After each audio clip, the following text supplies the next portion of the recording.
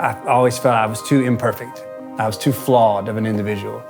I looked around me, the people that were around me, and that, you know, they're successful athletes, successful in school, and you know, just I always felt less than everybody else. And when the opportunity came to start Wine to Water, I was shocked. It was the first thing I was ever a part of that worked. Paying my way through school, I got to be a bartender. Fell in love with being a bartender.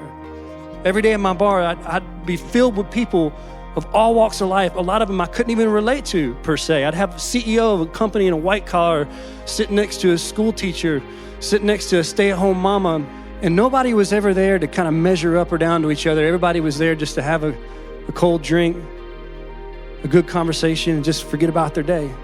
It's important, I think, for people to know, like, my personal background, because I'm not some doctorate level person with all these degrees and born with a silver spoon in my mouth or any of that. I'm just a regular guy.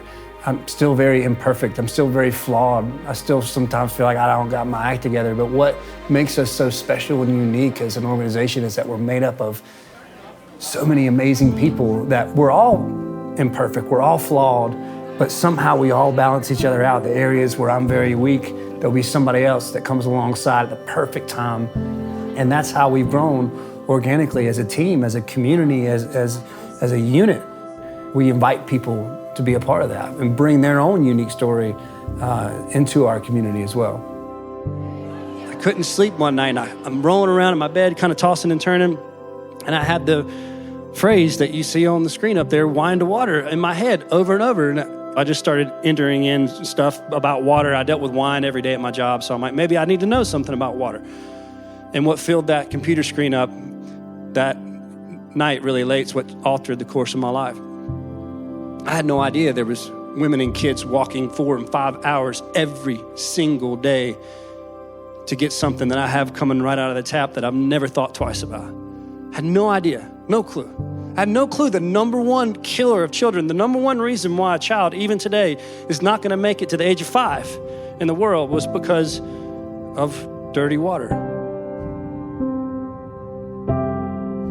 Personally, I just wanted to work in those places where there is a need, where people actually have an actual need, you know. Water is the basic necessity, you know, everyone should get that. Why these people are not getting that? You know, just forget about the clean water. They do not have the water, you know, for drinking purposes.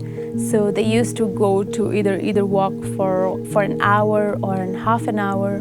They go either to the rivers or to the ponds. But now, you know, after getting the water, after the tube well established there, girls do not need to skip the school to get the water. I could see people, you know, washing their clothes. People started having shops in the community, and then they were growing vegetables for themselves. They have the water now. They don't need to worry about, you know, going and shifting in another village. If it comes in our strength where we can work, then definitely why not? We just wanted to work for these people.